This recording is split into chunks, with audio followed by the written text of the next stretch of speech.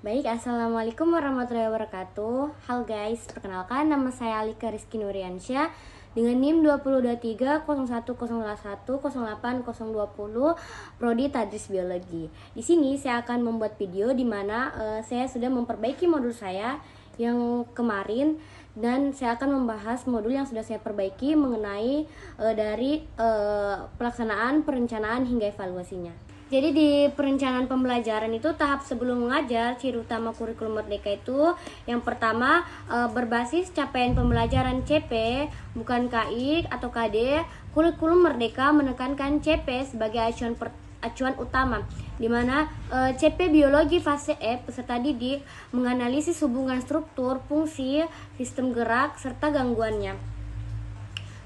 Kesesuaian modul itu sudah tidak lagi menggunakan KI dan KD. Menurunkan CP menjadi tujuan pembelajaran TP yang terukur.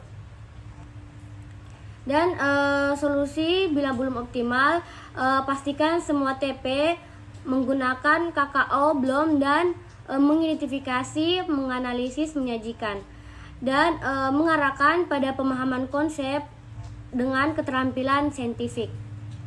Kita masuk di penyusunan tujuan pembelajaran TP, ciri kurikulum merdeka. Dimana kalau TP spesifik terukur bisa dinilai. Contoh di modulnya itu menyajikan hasil proyek tentang sistem rangka manusia dalam bentuk poster atau miniatur. Dimana ini sudah berbasis produk dan kompetensi, bukan sekedar hafalan. Dimana solusi penguatannya itu tambahkan indikator keberhasilan, misalnya poster memuat jenis tulang fungsi dan persendian. Terus presentasi menggunakan istilah biologi yang tepat. Kita masuk di integrasi profil pelajar Pancasila atau P3.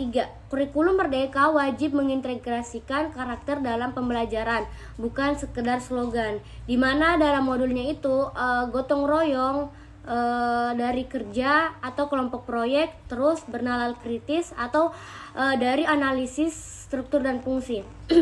Dan mandiri dari mencari informasi, di mana solusi implementatifnya guru menilai sikap melalui observasi, bukan ceramah karakter.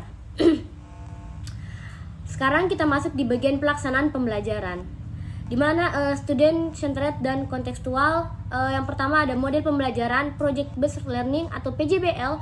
Kurikulum merdeka mendorong pembelajaran dalam produk nyata. Proses lebih penting dari hasil.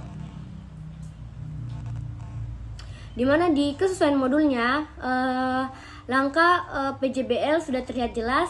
Pertanyaan mendasar, perencanaan proyek, pengumpulan data, hingga penyusunan produk, presentasi, dan refleksi. Dimana solusi agar tidak sekadar label PJBL, guru perlu memberi waktu cukup untuk proyek, berperan sebagai fasilitator, bukan pusat informasi, memonitor proses, bukan hanya hasil akhir. Kita masuk di bagian kedua, kegiatan pembelajaran berbasis aktivitas.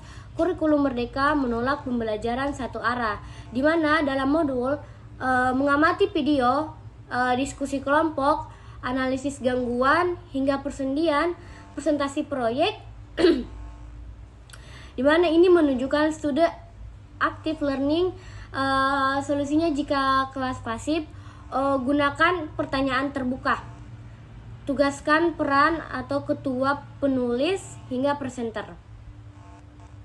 Di mana beri contoh produk sederhana. Dan kita masuk di bagian C, diferensiasi opsional tapi dianjurkan. Kurikulum merdeka menghargai keberagaman peserta didik. Solusi sederhananya itu produk boleh seperti poster manual, poster digital, miniatur. Nilai berdasarkan kriteria yang sama, bukan bentuknya. Selanjutnya kita masuk di bagian terakhir, yaitu asesmen dan evaluasi. Asesmen untuk belajar bukan sekedar nilai, di mana ada asesmen diagnostik. Tujuannya itu mengetahui pemahaman awal siswa Contohnya seperti pertanyaan lisan tentang alat gerak, dimana diskusi awalnya itu ada solusi dari hasil diagnostik.